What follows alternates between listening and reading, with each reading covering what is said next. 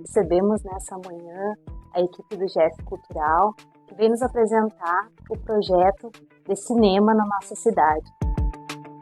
Convidamos a toda a nossa comunidade para dia 5 de junho, realização do cinema no nosso município. Sejam todos convidados.